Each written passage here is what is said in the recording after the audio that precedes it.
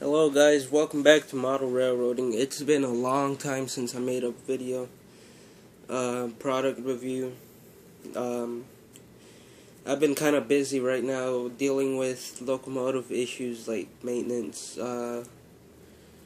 trying to have them clean because I haven't not used them for about a month because I have to get caught up with schoolwork and because I went to New York on Amtrak, for 4 days. So, I stayed at New York for 4 days, and that messed me up because I got a little behind on school. So,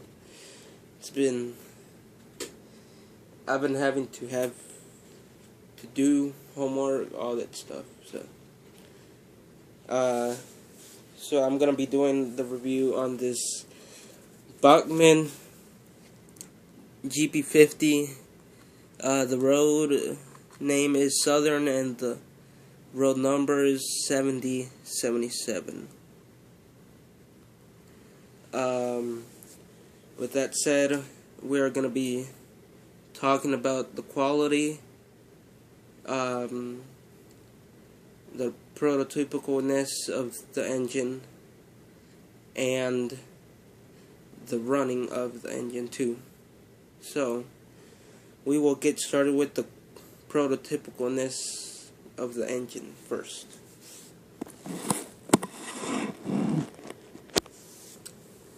So, we basically have, let me just get this light. Yep. So, we basically have a nicely made locomotive. It's vintage, and sorry if it's a little dusty. So, that said, the handrails look good. They look durable to me.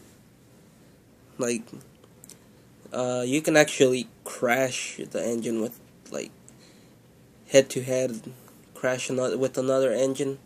I don't know if they will break, depending, because it's vintage, vintage stuff. It has plastic, it will break easily, so you gotta be very careful with these, especially Bachmann too, because plastics back in the day were not that good. Handrails, I think they're really prototypical. The thickness, these were newer. These actually came out later on. This is an example of a U36B. Handrails are not that good. Actually bend over time.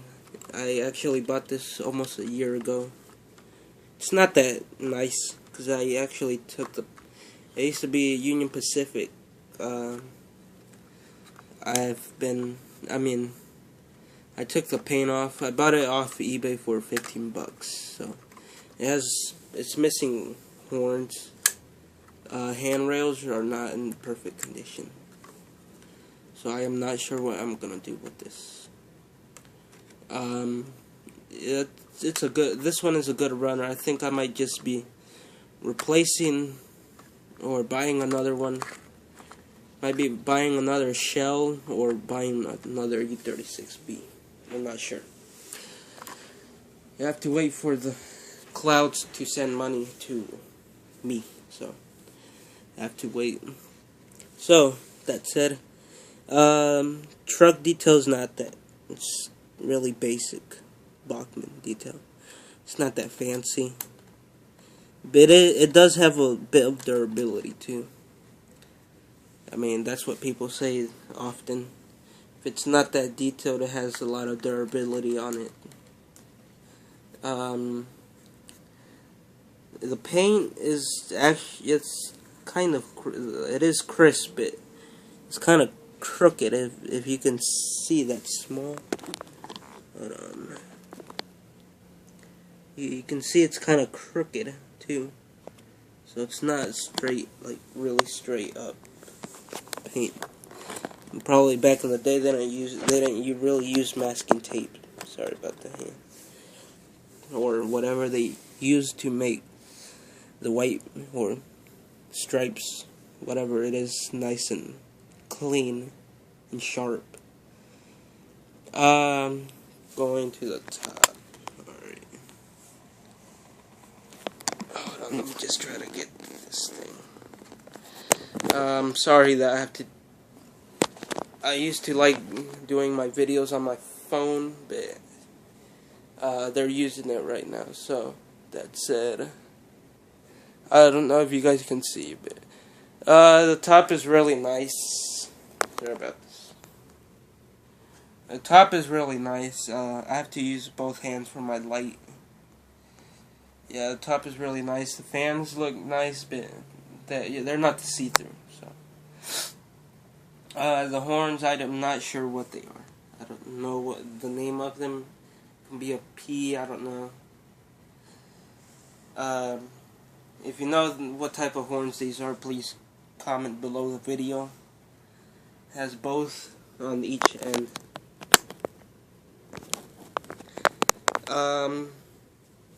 Let's see. The trucks are not that. They're not that prototypical.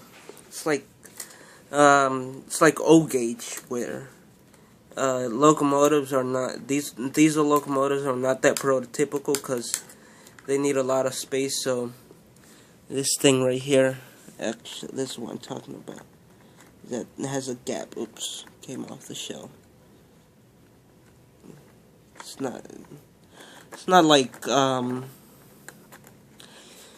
I think it's not like today's Bachmann engines. I don't have an example of a Jeep or SD model of a modern Bachmann engine, but I didn't have a Walters Trainline GP9. This is how pilots should look. Oops. This is how they should look. Only the truck spin, the couplers attached to the shell. Wait. No, it's attached to the chassis of the engine.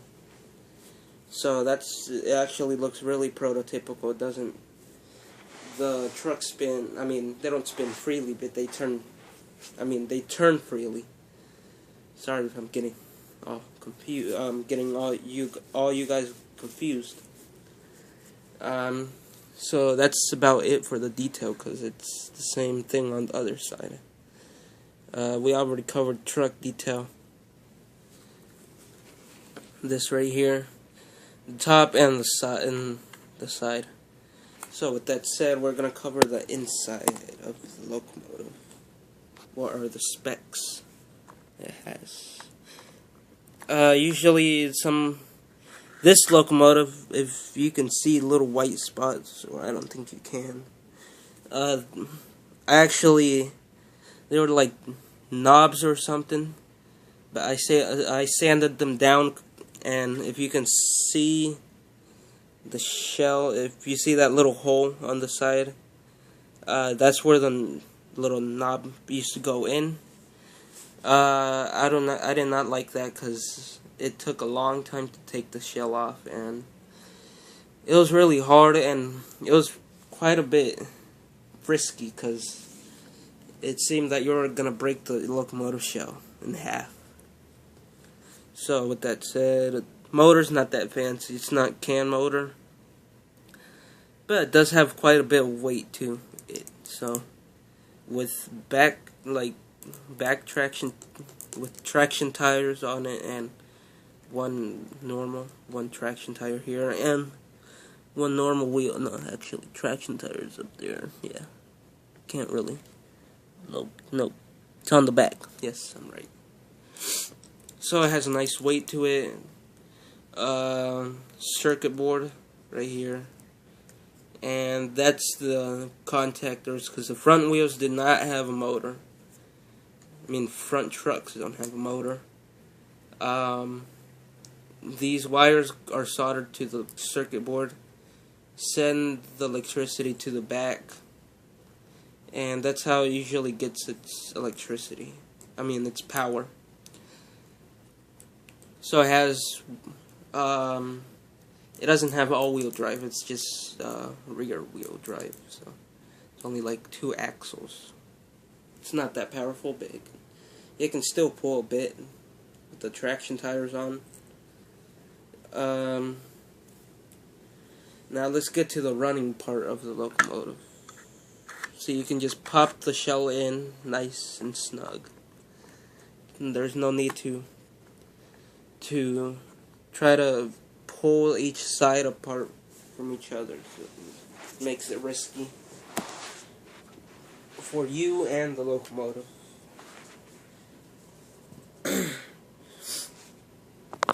So with that said, we're gonna get running with the locomotive. I've been using this controller for a year now because there was this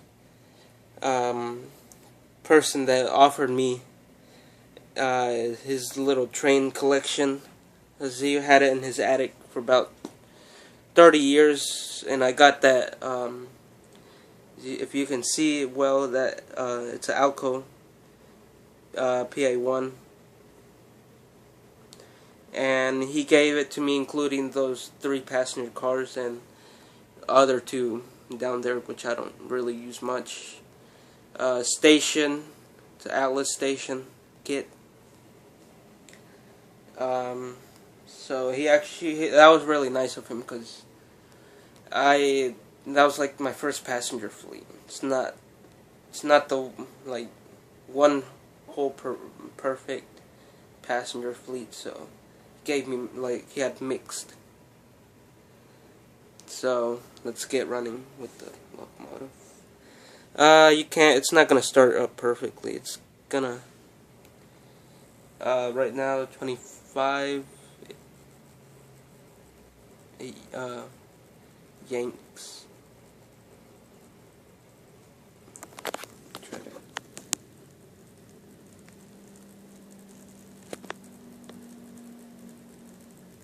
Yeah, it's not a good slow runner. But once you start getting to 30 and 35, it runs nicely. It kind of loses power or something. I'm not sure. Whoops. Yeah, it always does this with me. Or 40 and 50, it's not. It's kind of like prototypical, but it's too much for the locomotive.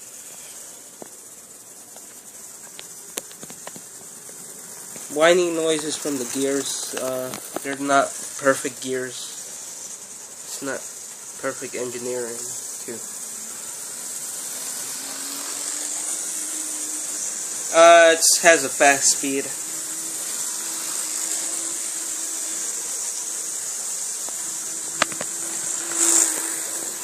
It's not, I don't really run it like this type of speed.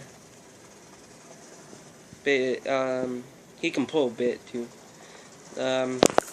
With not double-headed, but can pull like probably 10 cars, depending on the weight. It'll do it itself. All right. If I run it backwards, it's gonna look the same. It's gonna be kind of a waste of time for you guys.